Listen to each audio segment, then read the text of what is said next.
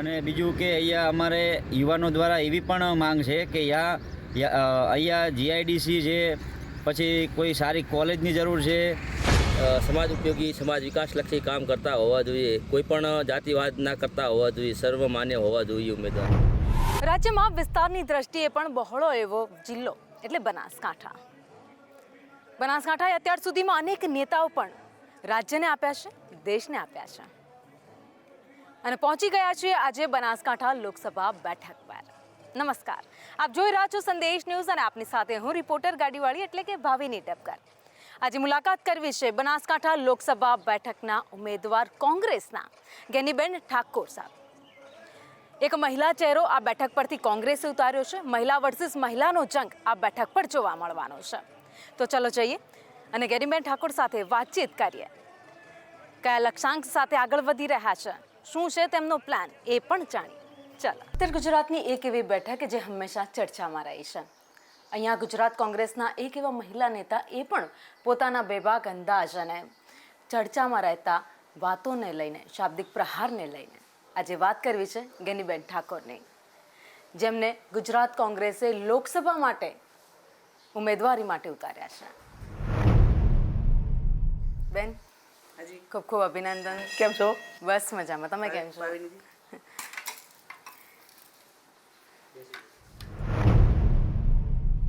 ગેનીબેન, આ વખતે લોટરી લાગી છે તમારી, તો કયા હિસાબે ગુજરાત કોંગ્રેસે પસંદગી કરી છે? સૌથી પહેલાં તો કે પક્ષ પલટો ન કર્યો એટલા માટે આ લોટરી લાગી, કે પછી ગુજરાત કોંગ્રેસમાં તમે દાવેદારી માટે રજૂઆત પણ કરી હતી? આપના સંદેશ ટીવીના ન્યૂઝના માધ્યમથી એક તો સમગ્ર મોવડી મંડળ, કોંગ્રેસ પાર્ટીના આગેવાનો, બનાસકાંઠાની જનતાનો આભાર માનું કે એમની રજૂઆતને, એમના અવાજને કારણે આ લોકસભાની ટિકિટ પાર્ટી આપી છે। ઘણા ટાઈમથી સર્વે થતા હોય, અલગ અલગ સમાજના લોકોને પૂછતા હોય, ત્યારે એક જ તારણ કે ભાઈ બેન છેલ્લા 28 વર્ષથી જાહેર જીવનમાં સમગ્ર જિલ્લાની અંદર ભૌગોલિક સ્થિતિ હોય, લોકોના પ્રશ્નો ઉઠાવવાની વાત હોય કે લોકો વચ્ચે રહીને એમના સુખ દુઃખના ભાગીદાર થવાનું હોય, આ બાબતમાં 1995થી કરીને આજ સુધી સતત રાત દિવસ ઘરની કોઈ પરવા કર્યા વગર કે બીજા વ્યક્તિગત ધંધા રોજગારનું ધ્યાન ના આપતા સમગ્ર ફોકસ એ લોકોની સેવા માટે જ્યારે લગાવ્યું હતું, ત્યારે ગુજરાત પ્રદેશ કોંગ્રેસ સમિતિ અને મોવડી મંડળ, ખાસ કરીને આપે કહ્યું એ પ્રમાણે એક પાર્ટી અને લોકોને જે વિશ્વાસ ભરોસો મૂક્યો હોય એને સમર્પિત થઈને જે પ્રકારનો ભરોસો મૂક્યો હોય, જાહેર જીવનના લોકો અને પાર્ટી બંને ગેરંટી માગતા હોય છે। એ લોકો ગેરંટી માગતા હોય ત્યારે 95થી કરીને આજ સુધી 10 વાર તાલુકા પંચાયતના પ્રમુખ, 5 વાર જિલ્લા પંચાયતના સભ્ય અને 2017થી કરીને અત્યારે 2022ના ઇલેક્શન એટલે ડબલ વખત ધારાસભ્ય તરીકે જ્યારે અહીંની જનતાએ અને પાર્ટીએ મોકો આપ્યો હોય ત્યારે ટિકિટ માગી નથી, પણ લોકોનો અવાજ અને પાર્ટી અત્યારે આ સ્થિતિમાં છે ત્યારે જાહેર જીવનના લોકોએ અને જેના નામે આપણને ખૂબ મોટા કર્યા છે, એ જ્યારે મુશ્કેલીમાં હોય ત્યારે કોઈ પીછેહટ ના હોય ને, એટલા માટે કરીને મેદાનમાં આવવું પડ્યું છે। ચલો, મેદાનમાં તો આવી ગયા છો। ચૌધરી વર્સિસ ઠાકોરનો જંગ છે, શું કહેશો? કોની સામે ચૂંટણી લડે એ પોતપોતાના પક્ષોનો નિર્ણય હોય, એટલે કોઈ ચૌધરી વર્સિસ ઠાકોર કે એવી કોઈને પણ એટલું ચોક્કસ છે કે કોઈ પણ સમાજના જાતિવાદી રાજકારણ ન હોવું જોઈએ, પણ ક્યાંક ને ક્યાંક જે પ્રણાલિકાઓ ચાલુ થઈ છે એ હું નહીં ઈચ્છતી કે કોમવાદી રાજકારણને પ્રોત્સાહન મળે, પણ સ્વાભાવિક છે કે પહેલી વખત આવડો મોટો સમુદાય હોય, કોંગ્રેસ પાર્ટીએ તમામ સમાજોના ઉમેદવારોને તક આપી છે આજ સુધી। ચૌધરી સમાજ હોય, ઇતર સમાજમાં ગઢવી સાહેબ હોય, ક્ષત્રિયમાં ચાવડા સાહેબ હોય, ચૌધરીમાં પરથીભાઈ હોય, જોઈતાભાઈ હોય, અકબરભાઈ હોય, એના પહેલાં લઘુમતી સમાજને તમામને તક આપી છે। તો આવડો મોટો સમુદાય બનાસકાંઠાની અંદર હતો, તો પાર્ટી અને લોકોનો અવાજ હતો કે એક વખત ઠાકોર સમાજને પણ ટિકિટ મળવી જોઈએ। એટલે સ્વાભાવિક છે કે સમાજની અંદર લાગણી, પ્રેમ, પહેલી વાર ટિકિટ મળતી હોય એટલે ઉત્સાહ હોય અને મદદ કરવાની ભાવના પણ હોય। મદદ કરવાની ભાવનાએ તમે આ મેદાનમાં ઉતર્યા છો, ચૂંટણી જંગમાં ઉતર્યા છો, પરંતુ બીજી બાજુ રેખાબેન પણ છે, મહિલા વર્સિસ મહિલાનો જંગ પણ આ બેઠક ઉપર જોવા મળશે. તો આ વખતે શું પ્લાનિંગ છે જીત માટે? જ્યારે જનતા ચૂંટણી લડતી હોય, લોકો ચૂંટણી લડતા હોય ત્યારે કોઈ પણ પક્ષનો કેન્ડિડેટ નિમિત્ત હોય, એ એક એના માટે નક્કી કરેલો ઉમેદવાર છે. પણ એ કોઈ પણ ચૂંટણીનું મેદાન હોય, જંગ હોય, તો નાની હોય કે મોટી હોય, એના ટેકેદારો અને પ્રજા લડતી હોય છે. એટલે હું પોતે અને સામે મહિલા એટલું ચોક્કસ કે બંને મહિલાઓ છે, બનાસકાંઠા જિલ્લાને સાંસદ તરીકે મહિલાનું નેતૃત્વ મળશે અને બંને પક્ષોએ મહિલા સશક્તિકરણને પ્રોત્સાહન આપ્યું છે. એટલે એ પણ બંને પક્ષોને અભિનંદન કે નારી શક્તિનું ગૌરવ વધારવા માટે, નારી શક્તિનું સશક્તિકરણ માટે બનાસકાંઠાની બંને પાર્ટીઓના જે ઉમેદવાર છે એ મહિલા છે. બંને પાર્ટીના ઉમેદવાર મહિલા છે, પણ ગેનીબેન ક્યાંક એવું હોઈ શકે કે ભાજપે એક મહિલાનો ચહેરો મેદાને ઉતાર્યો તો કોંગ્રેસની મજબૂરી બની કે ગેનીબેનને અહીંયા મેદાને ઉતારવા પડ્યા? એવું નહોતું. મારું નામ તો છેલ્લા લગભગ ગણો ને કે 6 મહિનાથી બનાસકાંઠાની જનતાએ નક્કી કરેલું છે. અને જે સામે ટિકિટ આપી એ ટિકિટ મળી એના પછી પણ લોકો માનવાન ભારતીય જનતા પાર્ટીના ઘણા માગણીદાર હતા, એમને પણ ખબર નથી કે આવું થશે એમ. એટલે એમના વગર પણ 50 જેટલા લોકોએ કે જે વર્ષોથી પાર્ટીમાં ભોગ આપ્યો હોય અને આશાવાદી હોય, રાજકીય રીતે અનુભવી હોય, એવા લોકોએ ભારતીય જનતા પાર્ટીમાં ટિકિટ માગી હતી. પણ ખેર એમના સપના કઈ રીતે રોળાઈ ગયા એ એમનો ભારતીય જનતા પાર્ટીનો વિષય છે. પણ એવું ના કહી શકાય કે હા મેં મહિલાને ટિકિટ આપી છે એટલે કોંગ્રેસે મહિલાને ટિકિટ આપી. હું હરકિશને મને 4 વખત વિધાનસભાની ટિકિટ આપી, 7, 12, 17 ને 22. એટલે મારા માટે કંઈ અને કોંગ્રેસ પાર્ટીની કોઈ એવી મજબૂરી નથી. મારાથી પણ સિનિયર કેન્ડિડેટો હતા અને એમણે મોટું મન કરીને એમ કીધું કે બેન કાંતિભાઈએ પણ આ બેઠક ઉપરથી ટિકિટ માંગી હતી. હા, કાંતિભાઈ હોય, દિનેશભાઈ ગઢવી હોય, રાજુભાઈ જોશી હોય, અનેકે પણ એમને પ્રથમ રોલમાં એમણે એવું કહ્યું કે બેન બનાસકાંઠામાં ઠાકોર સમાજનો મોટો સમુદાય છે, તો પ્રથમ પ્રાયોરિટી બેનને આપો. એવું એ બધાએ સર્વાનુમતે મોવડી મંડળને કીધેલું ને એના આધારે આ નિર્ણય લેવાનો. ચલો, નિર્ણય લેવાઈ ગયો છે ફાઇનલી. ટક્કર હવે આ બેઠક ઉપર જોરદાર જોવા પણ મળવાની છે. શું લાગે છે કયા મુદ્દાઓને લઈને લોકો વચ્ચે જશો? મેં અગાઉ કહ્યું એ પ્રમાણે જાહેર જીવન મારો 28 વર્ષનો અનુભવ, લોકોનો પ્રેમ, લોકોના અનેક પ્રશ્નો ઉઠાવવામાં આજ સુધી મહિલાઓની સલામતીની વાત હોય, ખેડૂતોની વાત હોય, એજ્યુકેશનની વાત હોય, ગવર્મેન્ટના જે સેક્ટર છે એની અંદર ભ્રષ્ટાચાર અને ક્યાંક ને ક્યાંક એમાં ક્વોલિટી કઈ રીતે આવે, તો એમાં વિધાનસભાનું ગૃહ હોય કે મીડિયા હોય કે આમ પ્રજા હોય, એ ખુલ્લા દિલથી અને કોઈ પણ ભય વગર લોકોનો અવાજ એ સરકાર સુધી પહોંચાડવા માટેનો કાયમી પ્રયત્ન કર્યો છે. બીજું કે બનાસકાંઠાના 14 તાલુકામાં કોઈ એવો તાલુકો કે કોઈ એવું ગામ નહીં કે જે મને ના ઓળખતા. હું 5-25 લોકોને ગામ દીઠ ન ઓળખતી હું એવું પણ નથી કે જે સતત કાયમી લોકો વચ્ચે રહી છું. અને જે કોંગ્રેસ પાર્ટીનો ચૂંટણી ઢંઢેરો જાહેર થશે એ ચૂંટણી ઢંઢેરો લઈ દઈશું. ભૂતકાળની અંદર કોંગ્રેસે અનેક કામો આ જિલ્લાની અંદર કર્યા છે કે જે અમારો ગૌરવવંતો ઇતિહાસ છે. અમારા સિનિયર નેતાઓએ ભૂતકાળની અંદર આ જિલ્લો એક સરહદી જિલ્લો હતો અને સરહદી જિલ્લાને એનો ડેવલપિંગ માટે અનેક જે પગલાં લીધા. આપણા જે ડેરીના સ્થાપક ગલબા કાકા એ પણ એ ટાઈમે કોંગ્રેસના ધારાસભ્ય હતા. અને એ ટાઈમે જ્યારે શ્વેત ક્રાંતિમાં એ વખતે ઇન્દિરા ગાંધી દેશના વડાપ્રધાન હતા, દરેક ડિપાર્ટમેન્ટની એચઓ એની હેડ ઓફિસ દિલ્હીની અંદર હોય, પણ એક જ જે ફેડરેશન એવું હતું કે જેની ઇન્દિરાજીએ અને એ વખતે સરદાર વલ્લભભાઈ પટેલના પરિવારના બધાએ એવું કીધું કે ગુજરાતની અંદર સૌથી મોટો શ્વેત ક્રાંતિનો વ્યવસાય આવનાર સમયની અંદર થઈ શકશે. ડેરી ડેવલપિંગ માટે ગુજરાતની અંદર આણંદ એ ફેડરેશન આપીને એ ટાઈમે આ બધી સ્થાપનાઓ કરેલી અને સ્થાપનાઓ કરતાં જે વહીવટદારો આવ્યા એમને આગળ વધારીને આજે આ એક મજબૂતાઈથી બનાસકાંઠા જિલ્લો હોય કે સમગ્ર ઉત્તર ગુજરાતને રાજ્યમાં એ ડેરી ડેવલપિંગ જે થયું એની અંદર સૌથી મોટો યોગદાન કોંગ્રેસનું છે. અત્યારની સ્થિતિ પ્રમાણે જોઈએ તો તમે માનો છો કે ડેરી ઉદ્યોગ છે એનો ડેવલપ થયા છે હવે?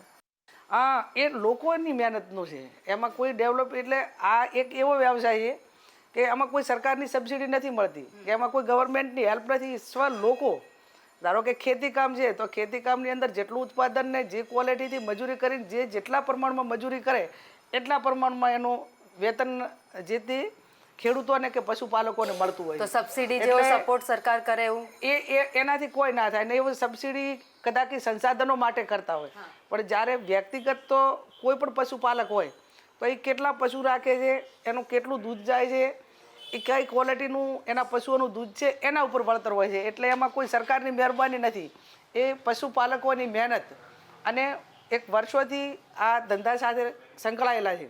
અને આ જિલ્લાની અંદર બીજી કોઈ રોજગારીની તકો નથી, કે નથી જીઆઈડીસી કે નથી બીજું કાંઈ કે જેના હિસાબે આ ડેરીનો ધંધો કરવા માટે લોકોને પોતાનું ગુજરાન ચલાવવા માટે એક પરંપરાગત ને વારસાગત એક ગુજરાન ચલાવવા માટેનું આ ક્ષેત્ર છે. બેન, આગળ પણ તમારી સાથે ઘણી બધી વાતો કરવી છે, તમારા વિસ્તારને પણ જોવો છે, તો ચલો સાથે જ અમારી સવારીમાં અને જોઈએ તમારો વિસ્તાર. કાંઠા બેઠક પર પહોંચી ગયા છે, જ્ઞાનીબેન સાથે સવારી કરી રહ્યા છે. બેન, પહોંચ્યા છીએ નળાબેટ. ખૂબ સુંદર સ્થળ છે, પ્રવાસન સ્થળ છે.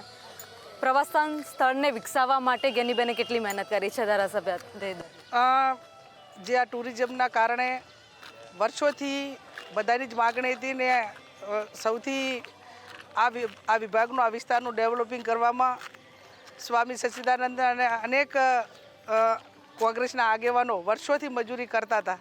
અને આ ટુરિઝમ જે તે વખતે ભારત પાકિસ્તાનની જે બોર્ડર છે એમાં ડિફેન્સ મારફત ફેન્સિંગનું અનેક કામ કર્યું છે. શ્રદ્ધાનું કેન્દ્ર માં નળેશ્વરી રા નવગઢ સાથેની દંતકથા જોડાયેલી છે.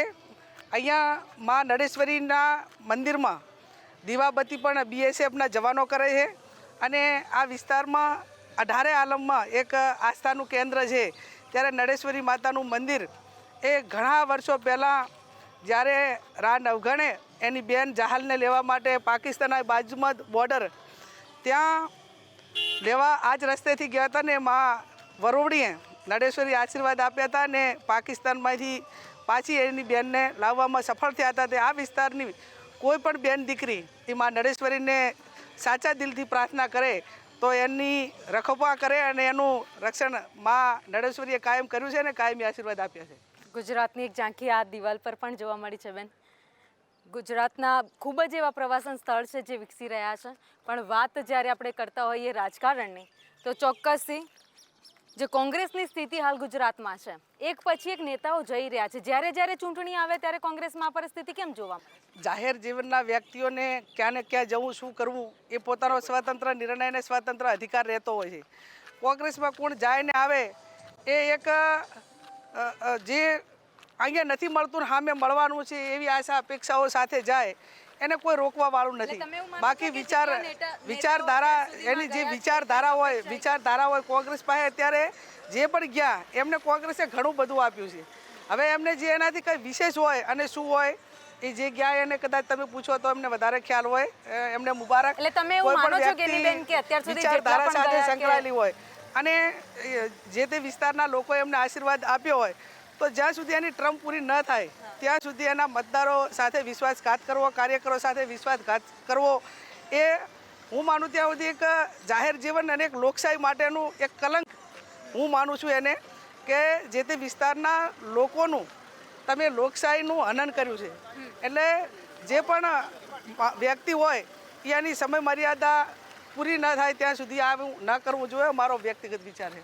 અલ્પેશ ઠાકોર તમારા બહુ નજીકના હતા, એમણે પક્ષ પલટો કર્યો, એ પણ ત્યાં જતા રહ્યા. બેનને મૂકીને કેમ ભાઈ જતા રહ્યા? મેં કીધું એ પ્રમાણે કે એમનો જે વિચાર એ કદાચ ચાલુ સરકારમાં લઈને સમાજના સેવાના કાર્યો કરવા માટેની ઈચ્છા એ દરેક વખત વ્યક્ત કરતા હતા. તાલુકાએ શૈક્ષણિક સંસ્થા હોય, યુવાનોની રોજગારી હોય, આવા અનેક મુદ્દાઓ એમના જાહેર ભાષણોમાં સાંભળવા મળ્યા. અને એવું પણ કહેતા હતા કે ચાલુ સરકાર હોય તો આ પ્રશ્નો હલ થાય, અને એ પૈકીના વિઝન હાથે કદાચ એમણે કર્યું છે. પણ કોણ ક્યાં જાય એના કરતાં જ્યારે સામાજિક વાત આવે ત્યારે અમે અલ્પેશભાઈ તમામ કામો સમાજના સાથે રહીને કરીએ છીએ. અલ્પેશ ઠાકોર તમારા બહુ નજીકના હતા, એમણે પક્ષ પલટો કર્યો, એ પણ ત્યાં જતા રહ્યા. બેનને મૂકીને કેમ ભાઈ જતા રહ્યા? મેં કીધું એ પ્રમાણે કે બેન અલ્પેશ ઠાકોરની તો આપણે વાત કરી, આ સાથે જ ગેનીબેન પણ હંમેશા બેબાક પોતાના બોલને લઈને, પોતાના અંદાજને લઈને જાણીતા છે ઉત્તર ગુજરાતમાં. તો અત્યાર સુધીમાં કયા કયા એવા નેતાઓ છે જેની સાથે તમારી વાતચીત થઈ છે? આગળનું ચૂંટણી લઈને પ્લાન શું છે? ચૂંટણી બનાસકાંઠાની જિલ્લાની જનતાને 18 આલમને લડવાની છે, કોંગ્રેસના કાર્યકરોને લડવાની છે. એટલે જે અમારા લોકલ મુદ્દાઓ હોય અને કોંગ્રેસ પાર્ટીનો જે ચૂંટણી ઢંઢેરો હોય એ લઈ અને અમે લોકો સમક્ષ જવાના છીએ. રાજકારણ કે બનાસકાંઠો મારા માટે કોઈ અજાણી વસ્તુ નથી. તમામ કાર્યકરોનું મારું 28 વર્ષનો એમની સાથે નાતો છે અને તમામ સમાજો એવું ઈચ્છે છે કે ઠાકોર સમાજે તમામ સમાજોને નાના મોટી તમામ ચૂંટણીઓમાં મત આપ્યા છે, પંચાયતથી કરીને પાર્લામેન્ટ. ત્યારે ઠાકોર સમાજની દીકરીને પ્રથમ વખત ટિકિટ મળતી હોય ત્યારે બીજા સમાજોના આશીર્વાદ પણ અમને ભરપૂર મળવાના છે. અને કાંતિભાઈએ ટિકિટ માંગી હતી, એના સિવાય બીજા બધા ઘણા બધા ટિકિટ માંગી હતી. તમને લાગે છે એ બધા પણ તમને સપોર્ટ કરશે? તમામ આગેવાનોએ સર્વાનુમતે નામ નક્કી કર્યું હતું અને અમે સાથે મળીને ટીમ કોંગ્રેસ ચૂંટણી લડીશું. ટીમ કોંગ્રેસ ચૂંટણી લડશે, પણ એવું લાગે છે કે હજુ પણ ચૂંટણી આવશે ત્યાં સુધી થોડા ખરી જશે કોંગ્રેસમાંથી? ના, બિલકુલ નહીં. અને આમાં મેં અગાઉ કીધું એ પ્રમાણે આપણે કોઈને રોકી શકતા નથી. કઈ રીતે કાર્યકરોનું માનસ ડેમેજ કરવું એ ક્યાંક ને ક્યાંક હમણાં મારા મત વિસ્તારમાં પણ ક્યાંક જે ભાજપના કાર્યકરો હતા એમને ને એમના પાસે ખેસ પહેરાવી અને એવું વાતાવરણ કે એમ કે વાવ વિધાનસભામાં કે સોયગામ તાલુકામાં ઉમેદવારોના ગઢમાં ગાબડું પણ આવી બધી વાતો કરશે એમને ને એમની ભારતીય જનતા પાર્ટીની આદત મુજબ. પણ એમાં કોઈ ફેર પડતો નથી. અમે ખભે ખભો મિલાવી અને સમગ્ર બનાસકાંઠાના જિલ્લાના લોકો સાથે મળીને ચૂંટણી લડીશું.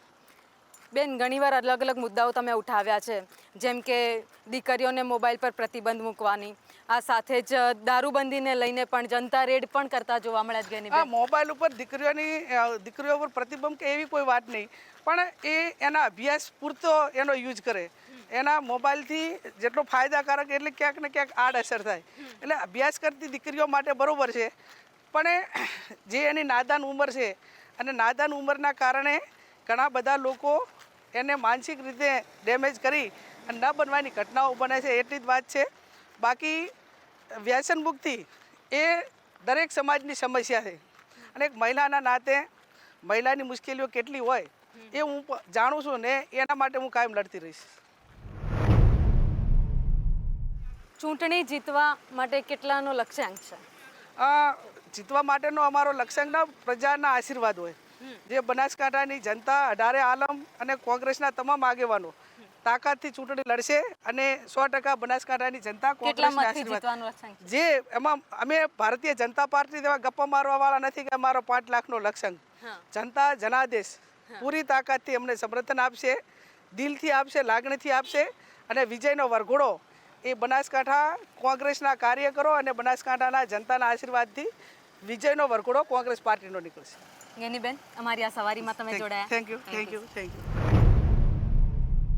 તો આજના એપિસોડમાં કોંગ્રેસના ઉમેદવાર અને મહિલા ફાયર બ્રાન્ડ રાજકારણી ગેનીબેન ઠાકોર સાથે વાતચીત કરી. તેમણે કહ્યું કે આ વખતે હરીફ ઉમેદવાર રેખાબેન ચૌધરીને ચોક્કસ માત આપીને આ બેઠક પરથી તેઓ ચૂંટણી જીતે છે. જ્યારે વાત અહીંયાની જનતા સાથે કરી તો તેમણે એવું કહ્યું કે ઘણા એવા કામો છે જે હજુ પણ કરવાના બાકી છે, આગળના દિવસમાં થઈ જાય તો ખૂબ સારું.